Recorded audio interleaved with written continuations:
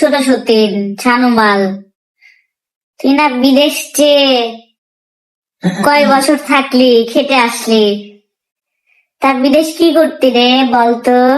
ঘাস কাটতি না হুজুর ছিল নাকি হুজুর? হুজুর ছিল। হ্যাঁ হ্যাঁ বলতো, তোর নাকি মানুষের পায়েরও যোগ্য না। তোর যোগ্য হতে গেলে তো বিদেশ যাইতে হবে, বিদেশ যে খাটতে হবে, বুঝছিস? বুঝতি? আবার তোর নাপিত জামাই কয় যে তোকে নিয়ে নাকি মানুষ টাকা কামায়। তো গাইস, তোমরা যারা যারা টাকা ইনকাম করতে চাও তারা এখন থেকে নাপিতগিরি করা শুরু করো, ঠিক আছে? এই নাপিতদের নিয়ে কথা বলে ওদেরকে ভাইরাল করে দেওয়া হচ্ছে, ঠিক আছে? কারণ ওদেরকে তো কেউ চিনে না, ওদেরকে নিয়ে যত কথা বলবো তত ওরা ভাইরাল হবে, ঠিক আছে? কি আর বলবো, তোদের নিয়ে কথা বলাই পাপ ভাই। দেশ কেন যে তোদের নিয়ে কথা বলি, আর কিছু বলিস না, নাহলে কিন্তু জায়গা মতো দিব, দেখিস।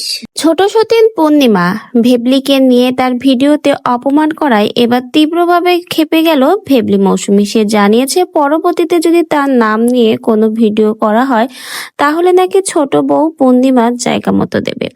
এমনকি বলেছে ওরা হলো নাপিত, ওদেরকে কেউ চেনে না, এজন্য আমি কথা বললেই ভাইরাল হয়, এজন্য আমাকে এখন ওরা টানছে। এমনকি সতর্ক করে দিয়েছে ছোট সতীনকে যে পরবর্তীতে যদি তার নাম নিয়ে কোনো ভিডিও করে তাহলে সে বিদেশে কয় বছর কি করেছে সবকিছুই প্রকাশ্যে আনবে। ছোট সতীনের ওপর তীব্র আকারে ক্ষেপে রয়েছে এবার ভেবলি মৌসুমীর নাকি পায়ের যোগ্যতাও নেই ছোট সতীনের কাছে যাওয়ার, এটা শুনেই কিন্তু তীব্র আকারে ক্ষেপে গিয়েছে।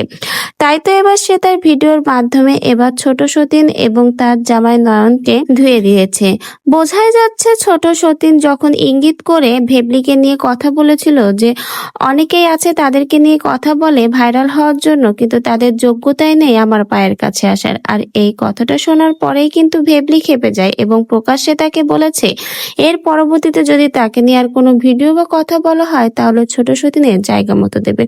তো ভিউয়ার্স, আপনাদের কি মনে হয় ছোট সতীন এবং ভেবলির মধ্যে নতুন করে কি আবার কোনো দ্বন্দ্ব বাঁধতে চলেছে?